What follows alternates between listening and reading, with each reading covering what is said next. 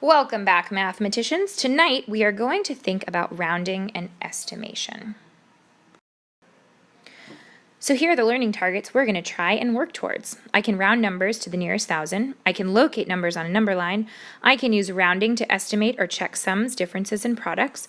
I can use related multiplication facts to estimate quotients. Maybe you know how to do some of these already, and maybe some will be new.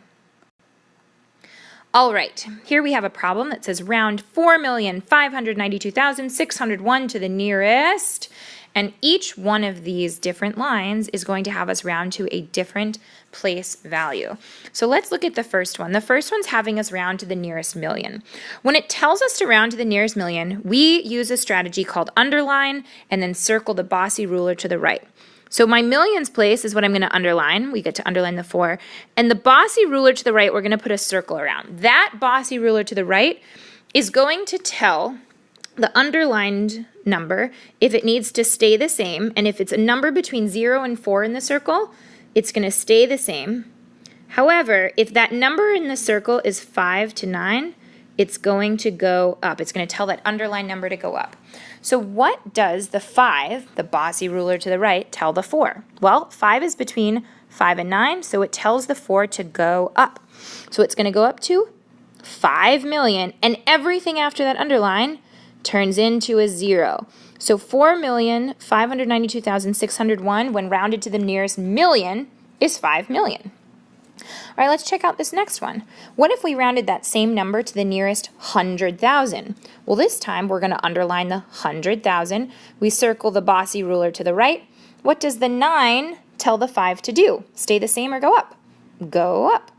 So now everything before the underline stays the same. So the 4 stays the same, but the 9 told the 5 to go up, so it becomes a 6. Everything after the underline turns into a 0. So rounded to the nearest 100,000, it's 4,600,000. All right, let's try the next one. We are rounding to the nearest 10,000, so now we underline the 10,000s, we circle the bossy ruler to the right. What does the 2 tell the 9 to do? Well, 2 is between 0 and 4, so it's going to stay. So everything before the underline stays the same.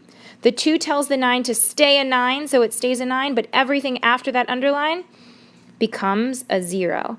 So 4,592,601 rounded to the nearest 10,000 is 4,059,000. All right, what if we're just rounding to the thousands? We underline the thousands. We circle that bossy ruler to the right. What does the 6 tell the 2 to do? Go up. Everything before the underline stays the same. The 2 is going to go up, so the 2 becomes a 3. Everything after the underline becomes a 0. So it's 4,539,593,000. There we go. All right, now we're not rounding to the nearest 100, so we underline the 100. We circle that bossy ruler to the right. What does the 0 tell the 6 to do? Stay the same. So everything before that underline will also stay the same. 592,600. Everything after that underline becomes a 0. All right, and let's look at our very last one. We're rounding to the nearest tens place. Underline the 10, circle the bossy ruler to the right. The 1 tells the 0 to stay, so it's 4,592,600 because the 0 stays a 0. All right, here we have a problem that says, what is the least and greatest number that rounds to 7,000? Well, when I have a problem like this, I like to use a number line, and I'll put 7,000 right here in the middle. Now, when we're rounding to the nearest 1,000, that means we are going to underline the thousands, and the bossy ruler to the right, the hundreds place, is going to be the one that does all the bossing around. So, let me think for a minute. If I was going to think about 7,100, would that number still round to 7,000? Well, let's see. I underline the thousands place because I'm rounding the nearest thousand. Circle the bossy ruler to the right. The 1 tells the 7 to stay, so this number still rounds. Let's see if I can go any bigger. What about 7,200? Does that number still round to the nearest thousand? Underline and circle. The 2 tells the 7 to stay, so it does. What about 7,300? Rounding to the nearest 1,000, the 3 tells the 7, yep, stay, that still works. Let's try again. What about 7,400? Does that still round to 7,000? Underline the thousands, circle the bossy ruler to the right. Yep, the 4 tells the 7 to stay. Okay, what about 7,500? Does that still round to 7,000? Underline the thousands, circle the bossy ruler to the right. Uh-oh, the 5 tells the 7 to go up, so 7,500 got too big.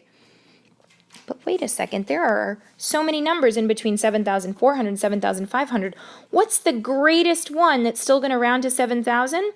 Well, if the only digit that is telling us what to do is the hundreds place, we need that to be a 4. But then if we want the greatest number, everything else after it can be the greatest digits. 7,499, let's double check. Underline the thousands place, circle the bossy ruler to the right. 4 still tells the 7 to stay, but this is indeed the greatest number that rounds to 7,000. Let's try the other way. Now that we kind of get this, we're getting the hang of this. Actually, we're going down, so it would be 6,900. That still rounds to 7,000. 6,800.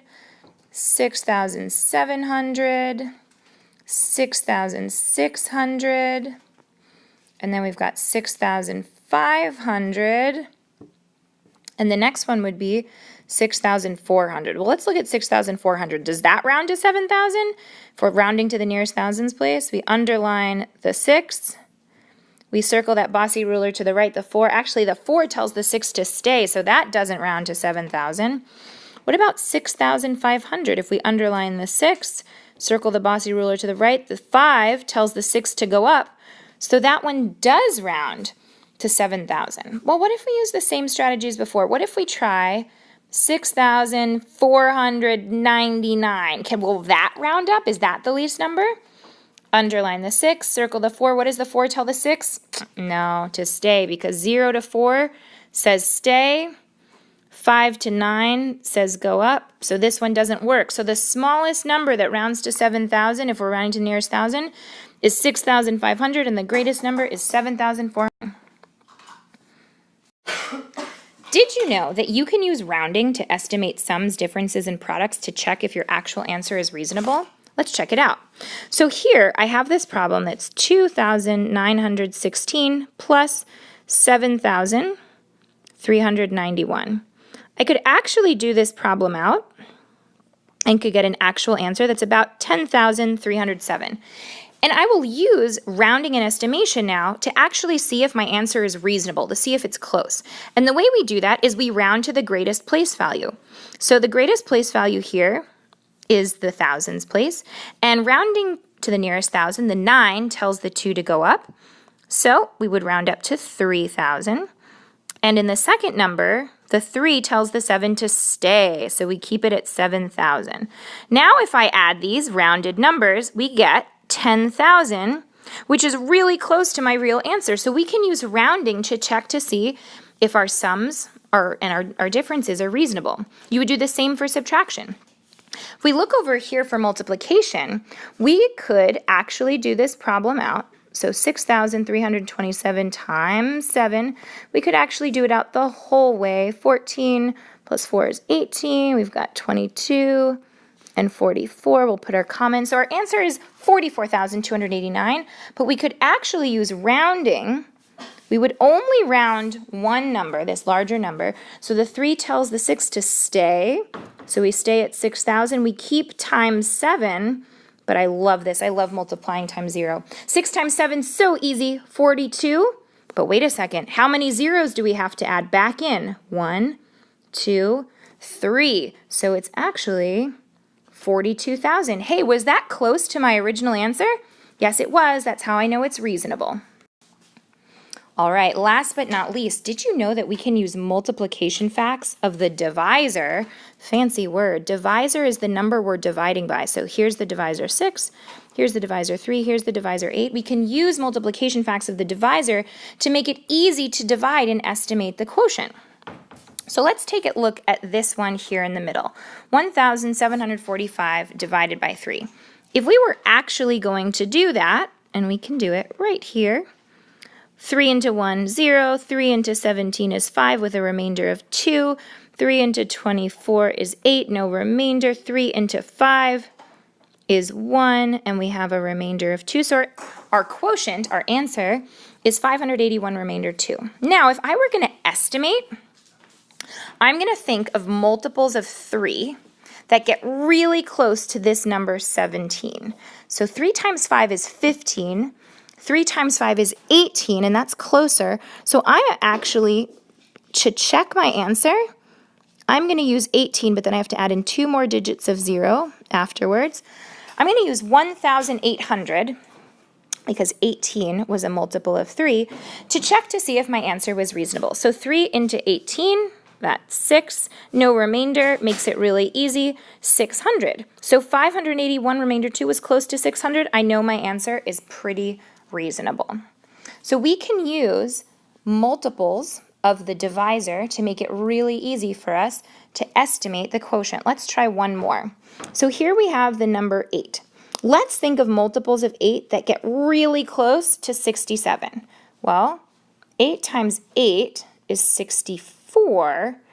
8 times 9 is 72. 67 is closer to 64, so I'm going to use that as my new dividend. So it'll be, oops, didn't want to do 67, wanted to do 6,400 divided by 8.